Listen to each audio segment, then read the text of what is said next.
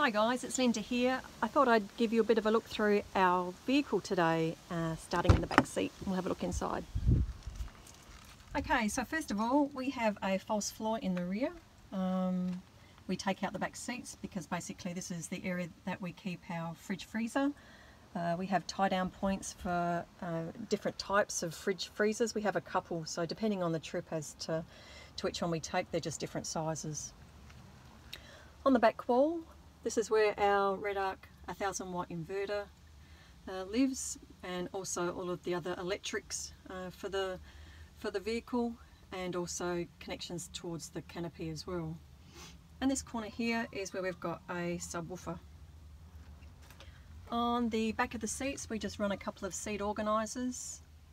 We use different things for these seat organisers, things like gloves for collecting wood for campfires, and also some water bottles to wash your hands. One's just got soap in it, and the other one's just plain water if you just want to squirt your face or something in hot weather.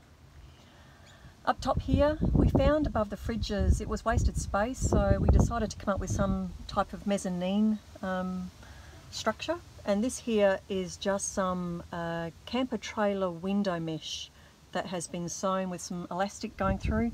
So we keep things like jackets and jumpers, lightweight stuff, hats, even a pillow or two, and some nibbles for when we're travelling, and we're getting ready to go again soon, so you can see there's some stuff in there already. Oh, and also a first aid kit lives up there as well. So that's the back of the cab. Let's have a look up front.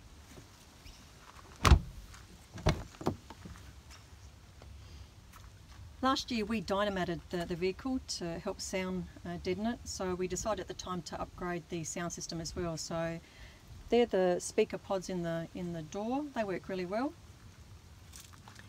We've got some mats for Landcruiser Mats. These can be picked up at Toyota, or you can actually get them from a Toyota dealer off of eBay. Got a couple of points down here for 12 volt as well. Over towards the seats, down here is where we've got an inlet for our compressor. There's one also located on the driver's side, so we can both air up at the same time. We just keep the hoses and connections underneath the seats. These are the seats that we're using. We're using Recaros, not cheap, had to sell a kidney, but hey, they're definitely worth it given all the travel that we do. We're also using a Waco CF11, I think it is, 11 litre console fridge, which works really well for drinks, even fruit, and in my case chocolate. Up front we're running the HN7 for navigation, but we actually run a couple of other things as well. In the middle here we're running what's called a Parrot. It is like an Android based tablet system, and being touch screen, it's quite easy to use. That also has mapping on it, but we really don't use it for too much mapping because of the HN7. We use it for the engine diagnostics. It's actually got some really good software for doing diagnostics of your vehicle. So that's what we use there. We also use a Panasonic Toughbook that actually sits on top of the fridge here. That's the one I mainly use for mapping, tracking, doing all sorts of things. So we run a few different types of GPS units, so hopefully we'll never get lost. Up top here, this is our reversing camera. We've also got cameras located to the left and right hand side of the vehicle up on the gutter, and also one out front by the bull bar. It just comes in handy if you're going over rocks or tight tracks, etc., that you can see in all directions. We've also got our T-shaped console. We did have the straight one that went across the sun visors, but we ended up changing it. We had too many electronic bits and pieces that we wanted to get off the dash. So up top here what we've got is a USB outlet, some storage, 12 volt outlet. We use a Fusion system for our stereo. We use that one because it's got a docking system for the iPod that opens up and you store your iPod in there. I wasn't keen to use my phone for music. We also use a UHF up here as well, and there's also one on the other side, the driver's side as well. So we run 2 UHFs and a bit more storage and another outlet. And that's just another look at the mezzanine floor. Underneath there's a little bit of lighting in the rear of the cabin, and a couple of spotties up front, and we've also got a bundle of switches, so everything can be switched on and off here rather than actually on the unit. So if you want to turn the stereo on, you can do that from here. If you want to turn the UHFs off or on, you can also do that from here as well. So that's basically up front. On this side, one thing I wanted to show you, we've actually added a new kit on the block this year to our car, and I'll show you that on the other side.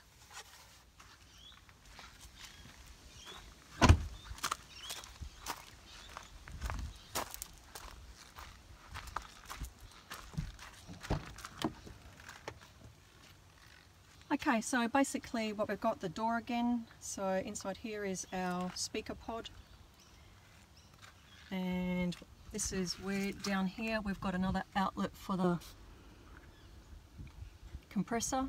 So as I said, we can both air up at the same time. We also have a fire extinguisher mounted up the front here, and then we've got some other switches as well. Couple of gauges for EGT and boost, and then in the middle here we're running what we call Sensitize. It's a tyre management system. We were using another one before where it was attached to the valves, whereas this one here attaches itself inside the rim and makes a big difference. The ones on the valves let us down a couple of times. We did tyres, so after changing to this one here well over a year ago, this has made such a huge difference. Reversing camera, as I said, more storage up here, BMS, dual receive UHF, this one is Oricon, and some more storage as well there with another 12 volt outlet. The big change we've made this year to the truck is down here. That little guy there, I'm not sure if you can see it, we decided to put cruise control on the car. Some may say it's overkill, but when you live in South Australia and you're heading up the Stewart so many times every year, it makes a huge difference to be able to just lock it in and away you go. So looking forward to using that on our next trip. So that's the front, and if we take a look at the rear. Okay, so as I said, false floor. Normally under the false floor we keep things like stools for a quick morning tea stop, maybe a crawl mat if you just want to have a look underneath the car as we go through. So that's basically the inside of the truck. Oh, and we also have 240 volt capability as well. Alrighty, that's the inside. Next I'll show you the canopy.